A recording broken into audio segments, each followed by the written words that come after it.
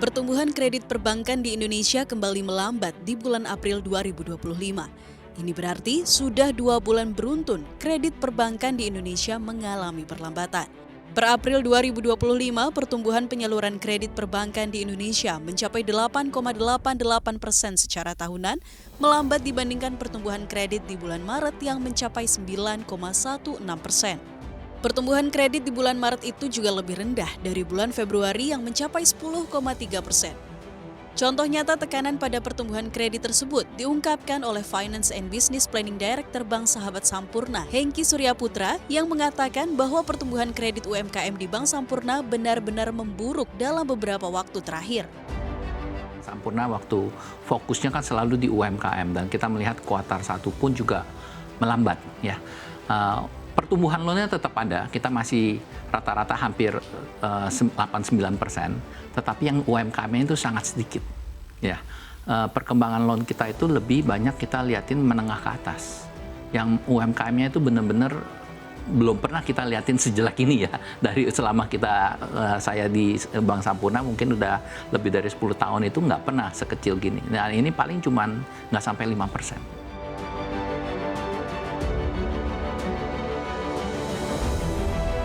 Namun Kepala Eksekutif Pengawas Perbankan OJK Dian Ediana Rai mengatakan sejauh ini melambatnya pertumbuhan kredit lebih disebabkan oleh faktor siklikal. Dan berdasarkan kinerja saat ini, bank dinilai masih memiliki ruang untuk menyalurkan kredit. Di tengah dinamika global tersebut, sebenarnya kinerja penyaluran kredit nasional itu tetap tumbuh ya. Pada bulan April 2025 itu sebesar 8,88%. Meskipun melambat ya kalau dibanding periode yang sama tahun 2024 yang lalu, yang antara lain disebabkan faktor cyclical pada awal tahun.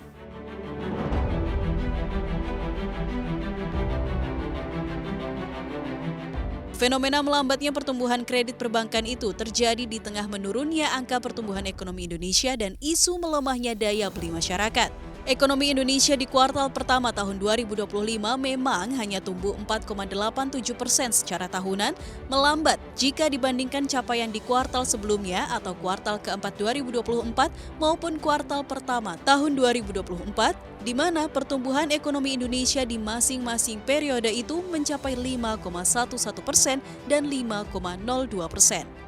Sementara itu, beberapa waktu terakhir ini, sejumlah industri di Indonesia termasuk industri manufaktur juga kerap diwarnai dengan fenomena PHK yang semakin memicu kekhawatiran terkait pelemahan daya beli masyarakat.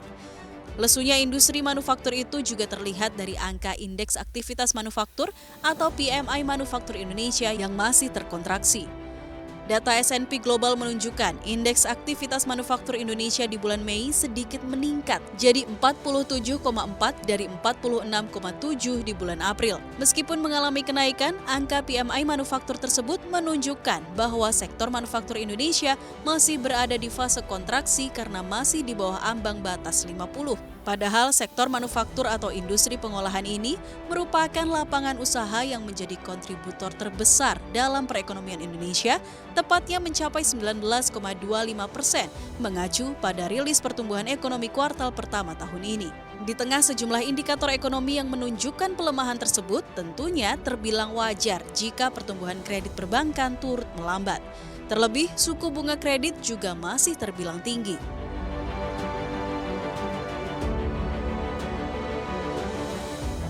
Suku bunga kredit perbankan juga masih relatif tinggi, yaitu tercatat sebesar 9,19% pada April 2025 relatif sama dengan 9,20% pada awal Januari 2025. Kedepan, Bank Indonesia memandang suku bunga perlu diturunkan untuk mendorong peningkatan penyaluran kredit guna mendukung pertumbuhan ekonomi yang lebih tinggi.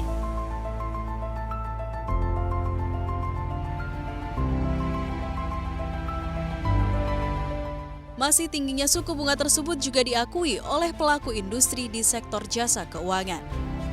Mungkin kalau lihat kondisi suku bunga, meskipun suku bunga ini sudah cenderung menurun dalam 6 bulan terakhir, tapi masih pelaku bisnis masih merasakan tuh masih tinggi ya. Kan sekarang BI rate itu di sekitar 5,5%. Nah, jadi kalau memang suku bunga itu nanti harapannya bisa lebih turun lagi, tentunya itu juga membantu visibilitas dari suatu perusahaan itu bisa meningkatkan margin. Nah, kalau margin lebih besar kan pelaku bisnis itu bisa melakukan ekspansi yang lebih cepat gitu. Karena itu, Bank Indonesia pun akhirnya kembali memangkas suku bunga acuan BI Rate dalam rapat Dewan Gubernur bulan Mei 2025.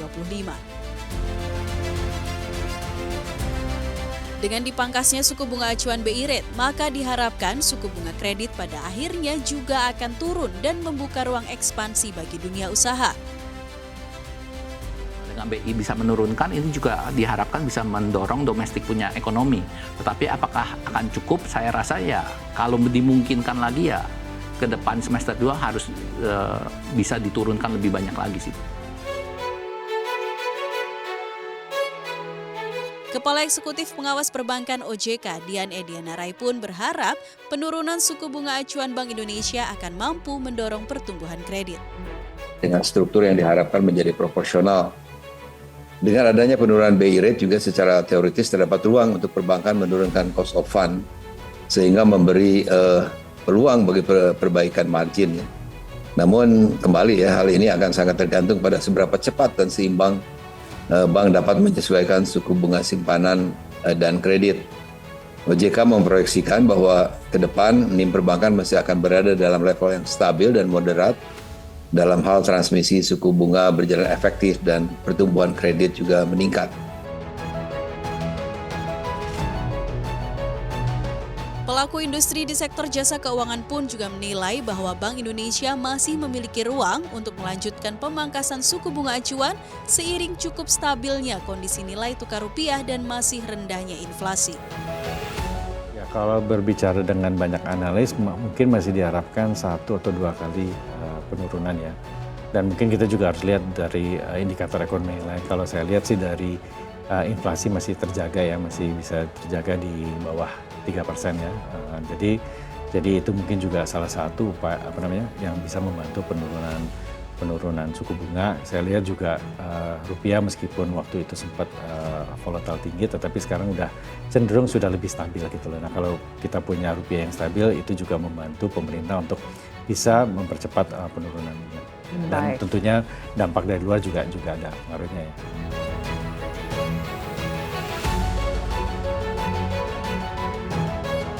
Di tengah resiko perlambatan ekonomi Indonesia tahun 2025 seperti yang diramalkan oleh Dana Moneter Internasional, Bank Dunia, hingga OECD, Otoritas Jasa Keuangan justru cukup yakin bahwa target pertumbuhan kredit yang mencapai 9 hingga 11% di tahun ini masih akan tetap tercapai. Kemudian kalau kita bicara dikaitkan dengan kinerja masing-masing bank, kalau kita lihat secara agregat ini berdasarkan pembahasan rencana bisnis antara pengawas dengan perbankan yang disebut sebagai prudential meeting, secara umum itu tidak terdapat penyesuaian yang signifikan pada target pertumbuhan kredit di tahun 2025 ini. Perbankan memiliki kesempatan untuk merevisi target rencana bisnis pada akhir September 1, 2025 dengan mempertimbangkan dinamika perekonomian industri perbankan, khususnya jika terdapat faktor-faktor yang mengakibatkan perlunya dilakukan penyesuaian. Jadi range-nya masih tetap ya di antara 9 sampai 11% pertumbuhannya, sesuai dengan prediksi OJK di awal tahun. Tim Redaksi CNBC Indonesia.